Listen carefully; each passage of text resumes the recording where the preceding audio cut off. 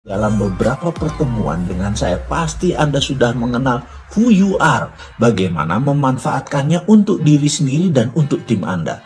Dan ada hal lain yang tak kalah penting untuk Anda pahami, yaitu where you are. Ini menunjukkan kapabilitas Anda. Ini menunjukkan dependence atau independennya Anda, menentukan kemandirian Anda. Ketika Anda tahu posisi Anda, yaitu where you are, Anda akan mudah mencari cantolan atau network untuk memperluas jaringan bisnis Anda. Ingat, seseorang mau menjadi bagian dari network Anda kalau Anda dianggap bisa melengkapi kekurangan orang tersebut. Anda akan diakses. Anda akan dinilai lebih oleh orang lain untuk Anda dicatat dalam pikiran bawah sadar mereka. Oh, ini orang jago IT. Oh, dia the real banker. Oh, dia pandai melukis. Nah, orang yang bisa membuat, orang ini yang jago buat proposal. Oh, dia memiliki jaringan buat sosis halal. Dia mempunyai kebun organik dan banyak lagi. Where you are, ini wujudnya tidak ada. Ini intangible. Dan aset terbesar seseorang adalah intangible aset tadi, bukan tangible yang berwujud. Misalnya, dia punya mobil BMW, dia pakai motor Harley. Hal ini tidak kuat membekas dalam benak seseorang. Ini bukan where you are yang dimaksud di dalam pelajaran kali ini untuk Anda. Inilah pelajaran yang akan dikupas di dalam servo mekanisme lebih dalam lagi. Where you are adalah hidden potensi Anda.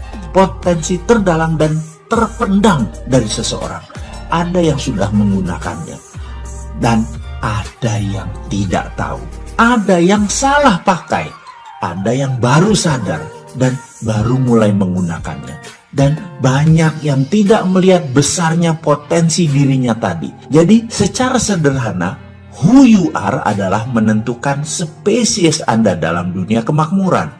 Where you are adalah penentu harkat Anda dalam rantai makanan dalam dunia kemakmuran. Oke, sekarang kita akan melakukan pencatatan. Coba Anda ambil waktu sebentar untuk merenung ke dalam diri. Kenali Anda lebih dalam lagi. Apakah selama ini yang Anda kerjakan adalah sesuatu yang Anda inginkan atau Anda terpaksa melakukannya? Apakah sahabat sudah menjalankan sesuatu karena passion kesukaan Anda? Apakah sudah menemukan bakat alami Anda dan kesukaan alami Anda dan sudah menjalankan sesuai dengan potensi tadi? Apakah Anda seorang seniman? Apakah Anda seorang politikus? Anda pebisnis, ibu rumah tangga? Anda pejabat abdi negara? Anda orang kaya? Anda petani? Anda nelayan? Apapun itu, coba tuliskan. Dan Anda wajib menemukan satu kata, who you really are when no one watching you. Dan satu lagi, posisi Anda sekarang di mana? Where are you? Apakah Anda sudah di tempat yang Anda inginkan? Atau Anda masih berada di tangga terbawah?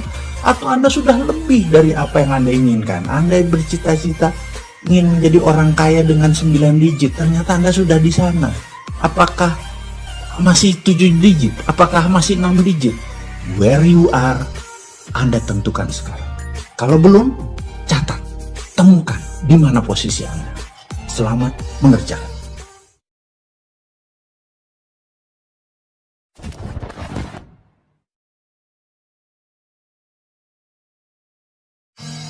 What holding you back? Bayangkan Anda sedang duduk di dalam ruangan. Di depan Anda ada sahabat dekat Anda. Siapapun itu, hadirkan dalam bayangan Anda. Sahabat Anda tadi adalah soulmate Anda. Bisa juga pasangan hidup Anda selama ini. Bisa juga sahabat Anda dari kecil. Bisa juga orang baru yang hadir dalam kehidupan Anda namun Anda nyaman dengan dirinya. Hadirkan dalam bayangan Anda tersebut sekarang. Mengapa kita akan melakukan simulasi ini harus membayangkan orang yang paling Anda nyaman? Karena tugasnya berat. Dia akan menekan Anda. Menekan sampai ke limit Anda. Bayangkan, Anda nanti akan diinterogasi, dibedah, dicacah, sampai hal terkecil-kecil. Sampai menemukan hal yang tersembunyi. Sampai membongkar yang Anda tutupi. Anda akan di-chunk down sampai ke remah-remah terkecil. Kalau orang yang menekan Anda adalah orang yang Anda nyaman, emosi Anda akan selalu terkontrol. Karena tujuannya dia ingin memancing masalah yang ada di dalam diri Anda supaya keluar dan segera diselesaikan. Agar servo negatif kita masuk di sesi berikut ini. Baik, sekarang kita masuk di sesi berikutnya. Anda duduk dengan pena dan pensil kosong di hadapan Anda. Sahabat Anda tadi dalam bayangan Anda duduk juga tepat di depan Anda. Dia akan mengulangi kata-kata ini berkali-kali dan setiap dia mengatakan kalimat ini, Anda tulis secepat-cepat kalimat pertanyaan ini, jawabannya, sehingga ada ratusan kata-kata jawaban Anda dalam kertas tadi. Dan kalau ada satu kata keulang-ulang, biarkan. Ulangi lagi. Ternyata ada yang baru lagi. Segera tuliskan. Kalimat itu adalah apa yang menghalangi Anda. Kalimatnya seperti begini. Apa yang menghalangi Anda? Apa yang menghalangi Anda? Apa yang menghalangi Anda? Apa yang menghalangi Anda selama ini sehingga Anda tidak mendapatkan apa yang Anda inginkan? Apa yang menghalangi Anda sehingga Anda tidak bisa terbang? Apa yang menghalangi Anda? What holding you back? Dan setiap kalimat pertanyaan ini selesai, tuliskan apapun di dalam kertas di depan Anda tadi dan bayangkan teman Anda tadi terus mengulang-ulang pertanyaan tersebut. Pastikan ada stopwatch di samping Anda karena sesi ini lamanya 5 menit dan harus 5 menit. Bayangkan teman Anda tadi berulang-ulang dan Anda menjawab secepat-cepatnya pertanyaan tadi. Bersiap mengadakan sesi ini ya. Dan demi hasil maksimum, jangan maju ke sesi berikutnya sampai Anda melakukan semua yang diperintahkan di sesi ini. Anda sudah memanfaatkan waktu yang besar untuk memilih video naratif ini. Anda sudah meluangkan waktu untuk menyaksikannya. Dan itu adalah hal yang luar biasa. Saya salut untuk Anda. Dan sekarang untuk hasil maksimum, lakukan apa yang diajarkan dalam sesi ini. Ulangi lagi perintah dalam video ini, lalu mulailah bayangkan soulmate Anda tadi. Mulai menekan Anda dengan pertanyaan beruntun selama 5 menit ke depan. Tugas Anda menuliskan jawaban yang timbul seketika ketika Anda menjawab tanpa berpikir, yaitu menjawab pertanyaan ini. Apa yang menghalangi Anda? Apa yang menghalangi Anda? Apa yang menghalangi Anda? Dan lakukan sekarang.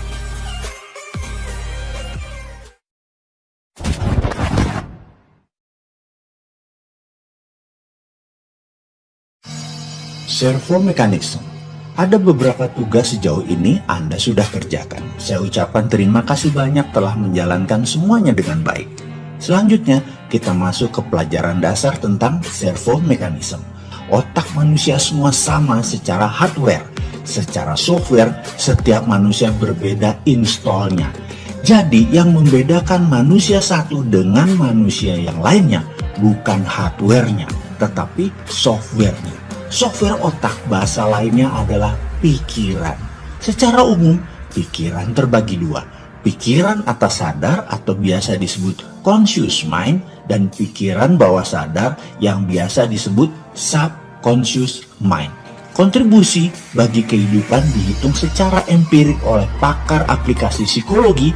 Pikiran atas sadar atau conscious mind hanya memberikan sumbangan pada tindakan manusia sekitar 12%. Sementara pikiran bawah sadar adalah sisanya, mempengaruhi tindakan manusia 88%. Jadi, kunci sukses manusia ada di pengenalan bawah sadarnya. Sayangnya bawah sadar ini tidak terdeteksi karena sudah menjadi kita apa adanya. Ilustrasi sedikit tentang bawah sadar. Karena 88% tindakan manusia tergantung pada pikiran bawah sadar, maka kita bicarakan bawah sadar saja lebih banyak. Setuju ya? Kalau mau membandingkan bawah sadar dengan atas sadar, bahasa lain kalau mau membandingkan antara conscious mind dengan subconscious mind adalah dengan perumpamaan. Saya tanya kepada Anda sahabat, Anda ingin makan gado-gado atau salad? Katakan Anda memilih gado-gado. Saya meletakkan gado-gado di piring di meja di depan Anda. Selamat menikmati. Dan Anda mulai memasukkan 1 sendok gado-gado tadi ke mulut Anda. 1-2 gado-gado makanan tadi sudah masuk ke mulut Anda. Lalu pada suapan ketiga setengah piring sudah habis, saya bertanya kepada Anda, setiap masuk makanan ke mulut Anda mengunyahnya berapa kali sebelum Anda telan? Anda bisa terdiam sejenak. Lalu otak Anda mulai menghitung dan Anda mungkin baru menyadari sesaat kemudian bahwa Anda tidak tahu pasnya berapa Anda mengunyah tadi.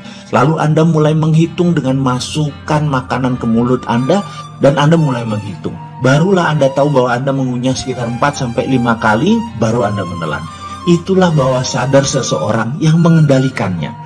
Orang lain ada yang 6-8 kali mengunyah baru menelan. Ada yang 2-3 kali mengunyah baru ditelan. Beda-beda kebiasaan orang tersebut. Ketika gado-gado tadi porsinya sedikit telah habis, saya memberikan 1 piring main course makanan utama, 250 gram daging steak wagyu medium cook masih hangat. Dimana sebelum makan saya tanya sekarang, kira-kira dengan daging steak di piring Anda, berapa banyak kunyahan irisan daging ini Anda lakukan sebelum Anda menelannya?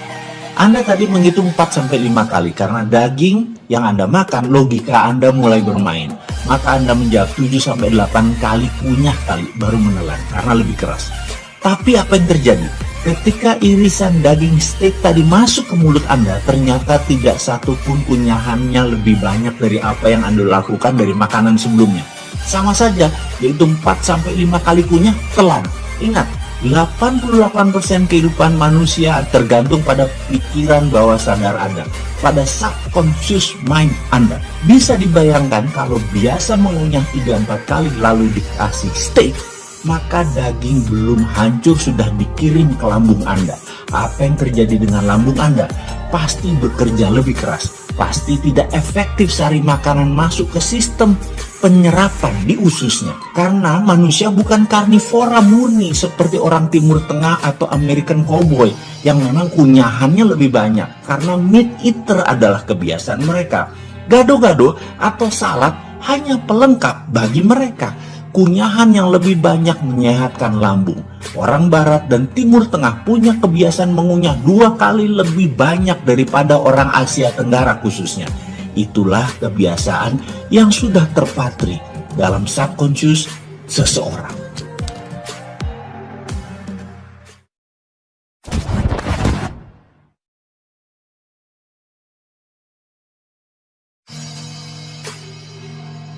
Kita masuk ke lebih dalam lagi tentang subconscious mind, karena 88% tindakan kita kontribusi pikiran bawah sadar. Kita wajib mengenal apa itu pikiran bawah sadar dan bagaimana program software terpasang pada pikiran bawah sadar kita. Ketika manusia baru lahir, di belahan bumi manapun manusia itu lahir, dari suku apapun dan dari tingkat strata ekonomi keluarga level apapun, dari tingkat strata ilmu pengetahuan keluarga dari level apapun, sang jabang bayi softwarenya masih kosong. Disinilah 5 tahun pertama manusia diinstal kebenaran dalam tanda petik versi lingkungan dan orang tuanya yang akan dia bawa sepanjang hidupnya. Kita bahas lebih rinci sedikit tentang pikiran sang anak. Seorang anak terlahir di dunia tanpa merasa takut, kecuali rasa takut akan gelap dan rasa takut akan suara keras. Semua ketakutan yang lain pasti dipelajarinya ketika dia tumbuh menjadi dewasa.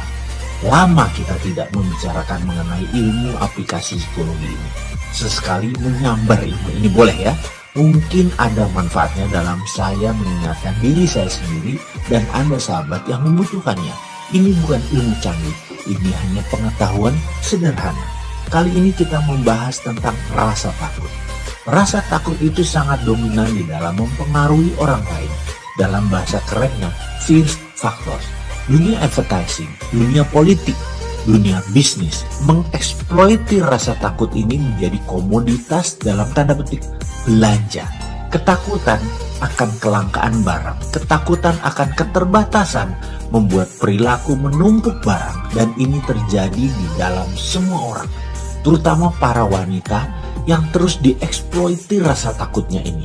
Saya beri contoh bahwa iklan yang paling efektif di kelas retail adalah yang mengeksploitir rasa takut. Misalnya, iklan pasta gigi dari merek ternama menceritakan